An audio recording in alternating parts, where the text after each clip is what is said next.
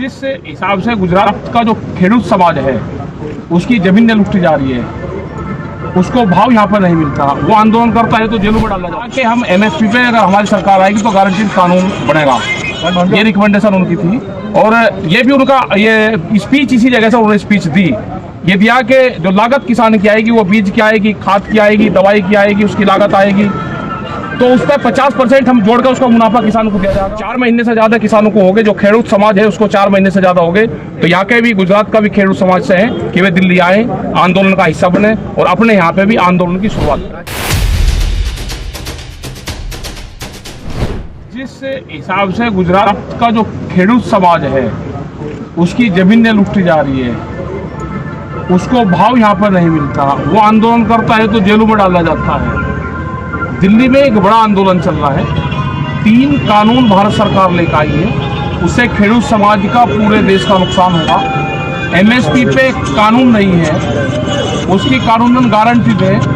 और प्रधानमंत्री जो नरेंद्र मोदी जी हैं, जब वो फाइनेंशियल कमेटी के चेयरमैन थे, जब वो मुख्यमंत्री थे यहाँ के, 2011 में एक कमेटी बनी थी, उनकी कमेटी की जो रिकमेंडेशन थी ये था कि हम एमएसपी पे अगर हमारी सरकार आएगी तो गारंटी कानून बनेगा। ये रिकमेंडेशन उनकी थी और ये भी उनका ये स्पीच इसी जगह से उन्होंने स्पीच दी।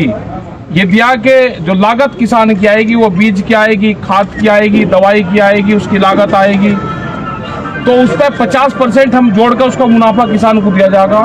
अधिकारी अगर उनको तंग करेगा तो उनको तंग नहीं होने दिया जाएगा, अधिकारी के खिलाफ कार्रवाई करेंगे जब हमारी सरकार आ जाएगी। आज उनकी सरकार आ गई है।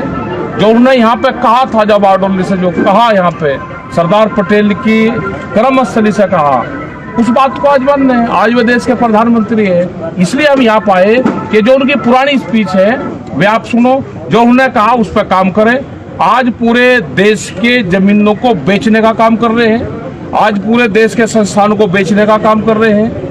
अंडर प्रेशर, प्रेस के ऊपर भी प्रेशर है, किसान के ऊपर भी, जो फार्मर्स है, जो खेडूत है उसके ऊपर भी प्रेशर है और जो व्यापारी है उसके ऊपर भी प्रेशर है। नौजवानों को रोजगार देने की बात करी थी, 2 करोड़ रोजगार हर साल देने की बात करी थी, बेरोजगार कहाँ गए? तो ये सारे चीजों के लिए आए हैं और देश में बड़ा आंदोलन दिल्ली में चला हुआ है। 4 महीने से ज्यादा किसानों को हो गए, जो खेडूत समाज है उसको 4 महीने से ज्यादा हो गए। तो यहाँ के भी गुजरात का भी खेडूत समाज से है कि वे दिल्ली आए, आंदोलन का हिस्सा बने और अपने यहाँ पे भी आंदोलन की शुरुआत करें। राजेश जी, आंदोलन को लेकर गुजरात की क्या रणनीति है?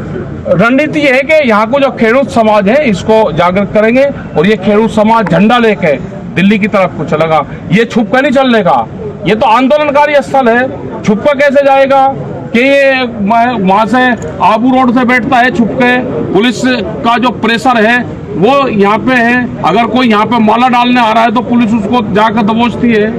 तो ये पुलिस प्रशासन है, इन्होंने एक ही भाषा अभी जानी, पिछले 20 साल में एक ही भाषा इन्होंने जानी है। अब वो भाषा इनको चेंज करनी पड़ेगी, वो भाषा देश में गुजरात में नहीं चलेगी। गुजरात भी हिंदुस्तान का ही एक अंग है। ट्रैक्टर से आंदोलन करना पड़ेगा, किसानों को निकलना पड़ेगा। और यहाँ पे आजादी मिली थी देश को, यहाँ से तो आजादी की लड़ाई शुरू हुई। ये वही तो है जो बारडोली आंदोलन शुरू हुआ, सरदार पटेल की ये कर्मस्थली है, यहाँ से ही आंदोलन शुरू हुआ और एक ईस्ट इंडिया कंपनी के खिलाफ आंदोलन शुरू हुआ। आज तो बहुत कंपनियां आ गई बाहर की, उन सब कंपनी के खिलाफ ये आंदोलन फिर शुरू हो गए और जो खेडूत समाज है ये इसकी अगवानी करेगा। हम इसलिए आए, इनसे अपील करने आए, इनको जोड़ने आए, इनको कहने आए कि डरने की जरूरत नहीं, झंडा हाथ में लो और आगे बढ़ो। सरदार की कर्मभूमि से किसानों को क्या संदेश देना चाहिए? किसानों को संदेश ये है कि ट्रैक्टर से ये आंदोलन अब चलेगा, पहले गाड़ी से चला, सरदार वल्लभ भाई पटेल ने गाड़ी से आंदोलन करा, अब ट्रैक्टर से आंदोलन होगा, गाड़ी से नहीं होगा। अब गाड़ी तो ज्यादा दूर चल नहीं सकती ना, ट्रैक्टर पे लगेगा, झंडा लगा के चलेंगे। किसान का, खेडूत समाज का झंडा लगा के किसान निकलेगा, अपने घर से निकलेगा और आंदोलन करेगा। साउथ गुजरात के किसानों को गन्ने के दाम बहुत कम मिले हैं, 400 से 500 करोड़ की उनको खोट है।